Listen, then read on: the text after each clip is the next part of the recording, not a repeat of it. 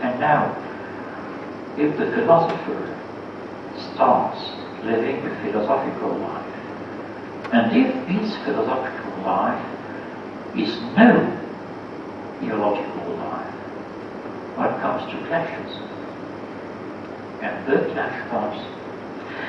It comes in 1277. In 1277 in Paris, and also in Oxford. But anyway, the Bishop of Paris, Etienne Tempier, thinks that he's heard odd things about teachings at the Sorbonne, mostly faculty of philosophy, also faculty of theology. So he gathered a committee of theologians, not people teaching at the university, and asked them to compile a list of false teachings given in his university. The theologians do what might be expected from them. The list of propositions is compiled and it is condemned. Now, this list of propositions follows the rule of church censorship. Namely, no author is given. There are quotations or paraphrase. One doesn't know where the text comes from. One just knows that the text as it is condemned. Which means that no professor at the Faculty of Philosophy or the Faculty of Theology was disturbed. But anyway, one day, one published condemnations, and philosophers and theologians had to abide by them. Aquinas had been dead for 4 years. I'll give only one example. There are 200 odd propositions in Paris, and the Bishop of Oxford, Roger Gilbert, gave a short list. I give an example. Among the propositions condemned in Paris is humility is no virtue. Now, one suddenly asks where it may come from. The man who has done the best work on 1277 condemnations, think that the target may have been another bright philosopher, probably Wilder, Boëthius of Dacia. Dacia is Denmark. And Boëthius was obviously more and more an Averroist than an Aristotelian. Now, if you are an Aristotelian, and you decide to live an Aristotelian life, you will have to abide by Aristotle's ethic.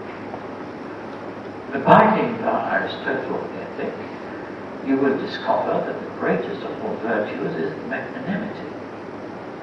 Now, one simply can't be both magnanimous and humble. And therefore, if you are to stick to your philosophy, you're very much embarrassed, but you have to say that humility is no virtue. In the end, one ascribed to the teachers of the Faculty of Philosophy a theory known as the theory of the two truths. Namely, P may be true in philosophy and false in theology. It has been proved that no philosopher or theologian in the time has believed in the existence of a two-truth theory. No. Just as philosophers had started to live a philosophical life again, and witches had started to live a philosophical life which was not a theological life. Bracketing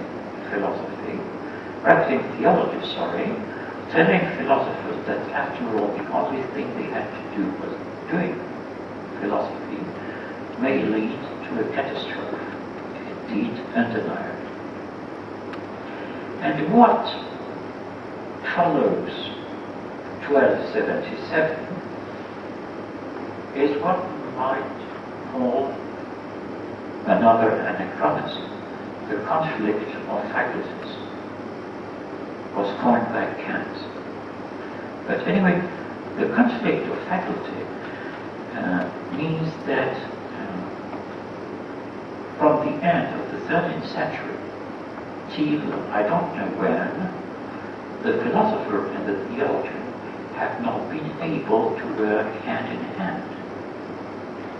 It means that being a philosopher and a theologian, or it means that an embracing concept of philosophy, embracing philosophy and theology, is simply not available anymore.